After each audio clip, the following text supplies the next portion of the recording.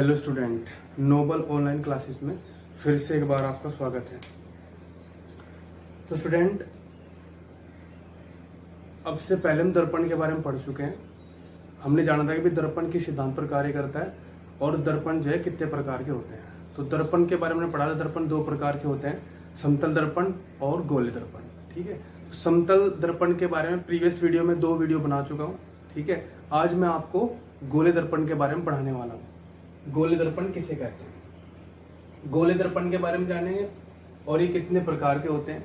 ठीक है, और गोले दर्पण में जो किरण का परावर्तन होता है, जो रेज का रिफ्लेक्शन होता है, वो किस प्रकार से होता है, वो सब चीज हम आज क्लियर कर लेंगे। चलिए स्टूडेंट, देखिए गोले दर्पण होता क्या है। फर्स्ट ऑफ ऑल हम पढ़ेंगे गोले दर्पण होता क्या है। तो जो गोले दर्पण होता है वो क्या होता है, कांच के एक गोले का कटा हुआ भाग होता है। कांच के गोले का कटा हुआ भाग होता है।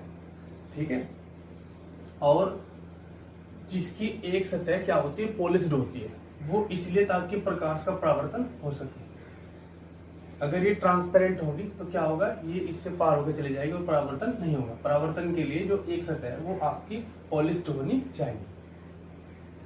तो गोले दर्पण के बारे में पढ़ लिया कि भाई कांच के खोखले गोले कटा हुआ भाग होता है, जिसका एक भाग पॉलिश्ड होता है, जिसकी दूसरी सतह होती है परावर्तक पृष्ठ, जैसे यहाँ पे लिखा है। ठीक है, ये इसकी रिफ्लेक्टिंग सरफेस हो जाएगा। तो जो गोले दर्पण है वो 2 प्रकार के होते हैं, अवतल दर्पण और उत्तल दर्पण। मतलब एक जो स्ट्रक्चर है, देखो ये बीच में से क्या है, दबा हुआ है, और ये बीच में से क्या है, उभरा हुआ है। यानी ये अंदर की ओर मुड़ा हुआ है और ये बाहर की ओर मुड़ा हुआ है। ठीक है, इस तरीके से 2 प्रकार के आपके गोले दर्पण हो जाएंगे। फर्स्ट इज अवतल दर्पण, जिसको कॉनकेव मिरर बोलते हैं। सेकंड इज उत्तल दर्पण, जिसको कॉन्वेक्स मिरर बोलते हैं। चलिए अब देखिए, जो अवतल दर्पण होता है, कॉनकेव मिरर होता है, इसको अभिसारी दर्पण भी कहते हैं। क्या कहते हैं, अभिसारी दर्पण, कन्वर्जिंग मिरर। क्यों, क्योंकि किरणों को इकट्ठी करता है एक जगह। क्या करता है, किरणों को इकट्ठी करता है। जैसे मान लीजिए आपका अवतल दर्पण है, ठीक है, तो जो किरण है वो एक पॉइंट पर क्या हो जाती है, आके इकट्ठी हो जाती है, इकट्ठी करता है, तो इसलिए इसको कन्वर्जिंग कहते हैं। ठीक है, और जो अवतल दर्पण है इसीलिए इसमें जो आपका प्रतिबिंब होता है वो बड़ा दिखाई देता है। ठीक है, अच्छा आगे देखिए, बीच में दबा हुआ होता है। तो बीच से क्या होता है, दबा हुआ होता है, परावर्तक पृष्ठ केंद्र की ओर होता है। देखो इंपोर्टेंट है इसमें, देखो जो ये आपका अवतल दर्पण है और ये इसका परावर्तक पृष्ठ है, तो ये आपका सेंटर है। तो इसमें जो परावर्तक पृष्ठ है वो किधर है, केंद्र की ओर। ठीक है, परावर्तक पृष्ठ किधर है, इसका रिफ्लेक्टिंग सरफेस किधर है, ये आपका केंद्र की ओर, सेंटर ऑफ कर्वेचर बोलते हैं इसको। ठीक है, मैं अभी आगे आपको बताऊंगा। वस्तु केंद्र की तरफ रखी जाती है। देखो वस्तु इसमें कहाँ रखी जाएगी, वस्तु आपकी इधर रखी जाएगी, केंद्र की तरफ। ठीक है, चलिए अब इसमें देखिए, जो आपका कॉन्वेक्स मिरर होता है वो क्या होता है, इसको बोलते हैं अपसारी दर्पण। क्या करता है, किरणों को फैलाता है। डाइवर्जिंग मिरर, ये किरणों क्या करता है, फैलाता है। ठीक है, मतलब इसमें जो है आपकी जो किरण है, देखिए ये आपका बन गया, इसमें जो रेज आएगी वो ऐसे फैल जाएंगी।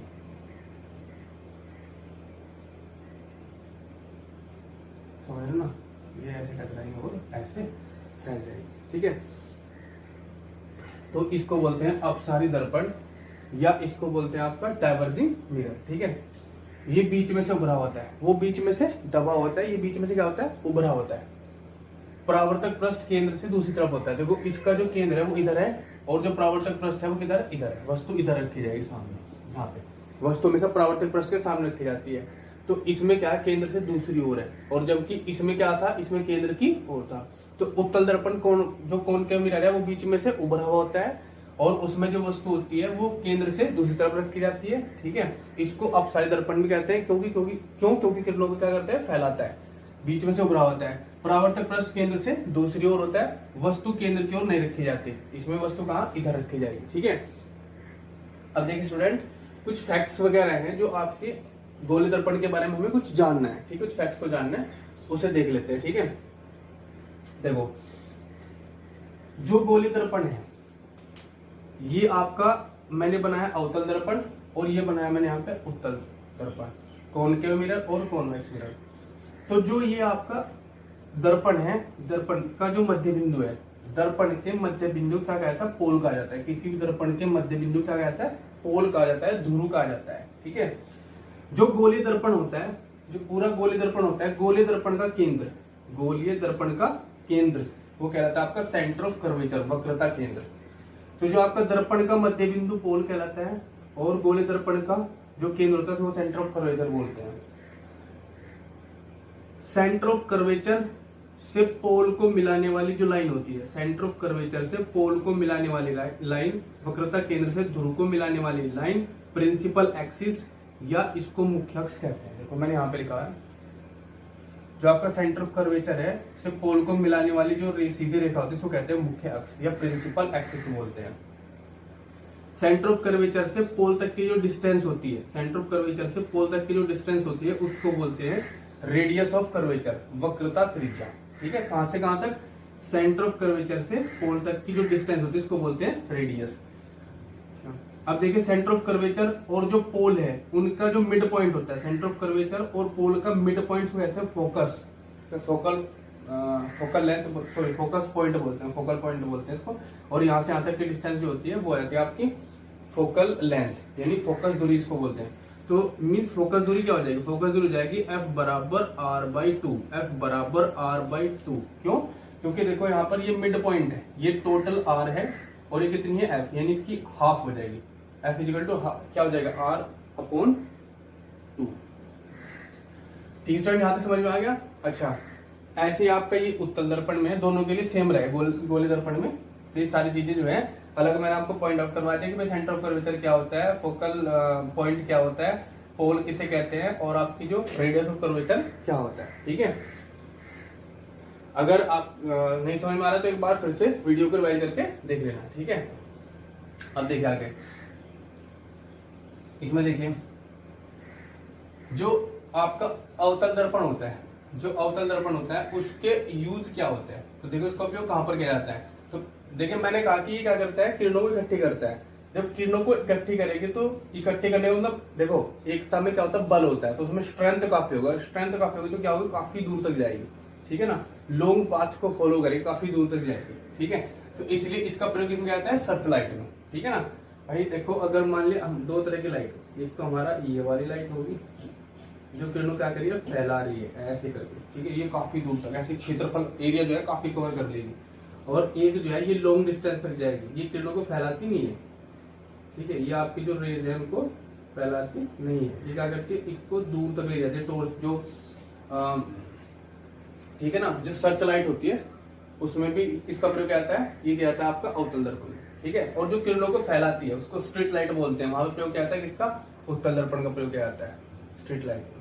ठीक है, सोलर कुकर, जो आपका सोलर कुकर होता है उसमें क्या कहता है, उसमें भी आपका इसका प्रयोग कहता है उत्तल दर्पण का, क्योंकि देखो वो बहुत सारी किरणों को इकट्ठा करके एक जगह फोकस कर देता है, इकट्ठा करके एक जगह फोकस कर देता है, जिससे काफी टेम्परेचर बढ़ जाता है, मतलब टेम्परेचर काफी अच्छा खासा हो जाता है। उसके बाद जो सेविंग मिरर होता है वस्तु को बड़ा करके देखने के लिए, जो सेविंग मिरर है उसमें तो वस्तु को बड़ा करके देखते हैं, तो सेविंग मिरर में इसका प्रयोग होता है। फिर है दंत चिकित्सक, जो आपके डेंटल ये होते हैं डॉक्टर, उनके पास भी जो है ये वो है ना चीजों को बड़ा देखने के लिए, तो ये भी इसका प्रयोग करते हैं। फिर हेडलाइट, वैसे तो हेडलाइट में जो है आपका पैराबोलिक के परवलय बोलते हैं। परवलय क्या होता है, परवलय में दोनों का प्रयोग होता है। आपने देखो जो बाइक की लाइट है वो थोड़ा सामने पड़ती है, नीचे कम दूर तक जाती है, फिर उसको आप करते हैं बटन को तो काफी दूर तक जाती है, तो वहां पर वैसे तो दोनों का प्रयोग होता है, यानी अवतल और उत्तल।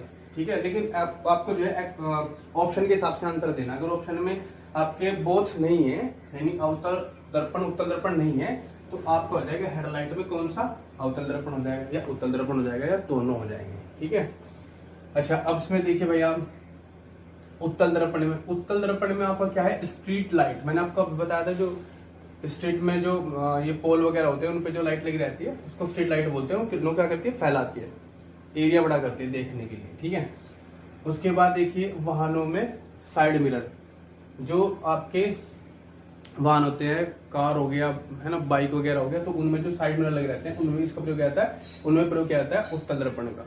ये छोटा करके दिखाता है, मैग्नीफाइड है ना, छोटा करके। ठीक है, ये वस्तु को दिखाता है छोटा करके। ठीक है स्टूडेंट, चलिए आगे बढ़ते हैं।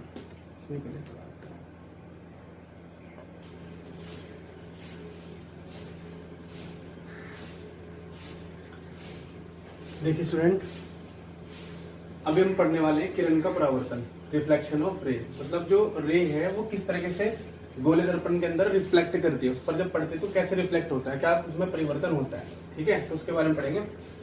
ये आपका न्यूमेरिकल वगैरह में और इमेज फॉर्मेशन में कि भाई अवतल दर्पण में प्रतिबिंब कैसे बनता है, उत्तल दर्पण में प्रतिबिंब कैसे बनता है, तो दोनों तरीके से जो है इसका यूज होता है। ठीक है, तो इसलिए देखो भाई बेसिक चीजों को जब तक नहीं सीखोगे ना तब तक ये जो साइंस है फिजिक्स से समझ में नहीं आएगी भाई। इसलिए बेसिक चीजों को जानना बहुत जरूरी है। इसलिए मैं आपको थोड़ा थोड़ा करके धीरे धीरे करके बेसिक चीजों को क्लियर करते चल रहा हूँ। ठीक है, तो इसको देखिए भाई, यहाँ पे आगे देखिए, देखो यहाँ पे अवतल दर्पण के बारे में 3 इमेज मैंने बनाई है और यहाँ पर उत्तल दर्पण के बारे में। तो देखो जो आपकी किरण है वो कहाँ से चलती है और कैसे कैसे रिफ्लेक्ट होती है उसके बारे में पढ़ते हैं। तो देखिए, अगर देखो पहली कंडीशन, अगर जो रे है हमारी वो प्रिंसिपल एक्सिस के पैरेलल हो, जो हमारी रे है यानी जो आपकी आपतित किरण है, सॉरी इंसिडेंट रे, जो आपकी इंसिडेंट रे है, आपतित किरण है, अगर वो जो प्रिंसिपल एक्सिस है उसके पैरेलल हो तो भाई परावर्तन के पश्चात आफ्टर रिफ्लेक्टिंग ये जो है कहां से पास होगी, ये कहां से होकर गुजरेगी, ये गुजरती है फोकस से होकर। ठीक है, ये यहाँ में आपको क्वेश्चन पूछा जाएगा कि भाई मुख्य अक्ष के समांतर होकर आपतित होने वाली प्रकाश की किरण परावर्तन के पश्चात कहां से होकर गुजरती है। तो परावर्तन के पश्चात कहां से होकर गुजरती है, फोकस बिंदु से, यहाँ से फोकस से होकर गुजरती है। ये समझ में आ गया। सेकंड देखिए, और अगर कोई प्रकाश की किरण जो है फोकस से होकर आपतित होती है, कोई इंसिडेंट रे जो है वो आपकी कहां से, फोकस से होकर गुजरती है, तो आफ्टर रिफ्लेक्शन परावर्तन के पश्चात वो कहां से, जो मुख्य अक्ष के समांतर हो जाएगी। तो जो मुख्य अक्ष से समांतर आ रही थी वो फोकस से होकर गुजर रही है, जो फोकस से होकर गुजरती है आपतित होती है वो परावर्तन के पश्चात मुख्य अक्ष के समांतर रहती है। तो एक दूसरे का अपोजिट है। यहाँ पर देखिए, जो प्रकाश की किरण आपकी सेंटर ऑफ कर्वेचर, मतलब ये सॉरी थोड़ा सा बड़ा करना पड़ेगा, तो भाई हाथ से इसको बनाया था ना तो कोई दिक्कत नहीं है। ठीक है, समझ में आना। तो इसको जो है अगर मान लिया प्रकाश की किरण को यहाँ से सेंटर ऑफ कर्वेचर वक्रता केंद्र से होकर आपतित होती है, यहाँ से आपतित होती है, आफ्टर रिफ्लेक्शन परावर्तन के पश्चात जो है वो यहीं से होकर गुजरेगी। तो जो प्रिंसिपल एक्सिस के पैरेलल आई वो फोकस से होकर गुजरी, जो फोकस से होकर आपतित हुई वो प्रिंसिपल एक्सिस जो है मुख्य अक्ष के समांतर परावर्तित हुई, और जो आपकी सेंटर ऑफ कर्वेचर यानी वक्रता केंद्र से होकर आपतित हो रही है तो वहीं से परावर्तित हो रही है। यही सेम कंडीशन यहाँ पर अप्लाई हो जाएगी। ठीक है, बस इसमें क्या होता है, जो उत्तल दर्पण होता है इसमें हमेशा प्रतिबिंब दर्पण के पीछे बनता है। तो देखिए, अगर मान लिया आपकी कोई पहली कंडीशन सेम इस तरह से, जो आपकी जो किरण है आपकी प्रकाश की किरण वो अगर प्रिंसिपल एक्सिस के पैरेलल आपतित होती है, उसके समांतर आपतित होती है, तो परावर्तन के पश्चात वो ऐसा आभास प्रतीत होगा कि फोकस बिंदु से होकर गुजर रही है, ऐसा आभास होगा। इसमें आभासी प्रतिबिंब बनता है ना, दर्पण के पीछे जो प्रतिबिंब बनेगा आभासी बनेगा। ठीक है, सेकंड कंडीशन, जो आपकी जो फोकस से आती हुई प्रतीत होगी, जो प्रकाश की किरण फोकस से आती प्रतीत होगी, ठीक है, तो भाई ऐसे ऐसे आपतित होगी फोकस से, तो परावर्तन के पश्चात वो क्या हो जाएगी, मुख्य अक्ष के समांतर हो जाएगी। ठीक है, जो फोकस से होकर जो आपतित होती है वो मुख्य अक्ष के समांतर हो जाएगी। ठीक है, सेम यहाँ पर है। ठीक है, इसको थोड़ा सा बड़ा कर देता हूँ ना। यहाँ पर भी आपका जो कॉनकेव मिरर है अवतल दर्पण की तरह हो जाएगा, जो आपके सेंटर ऑफ कर्वेचर से होकर आपतित होती है तो परावर्तन के पश्चात वो कहां से होकर गुजर जाएगी, सेंटर ऑफ कर्वेचर से, वक्रता केंद्र से होकर ही गुजर जाएगी।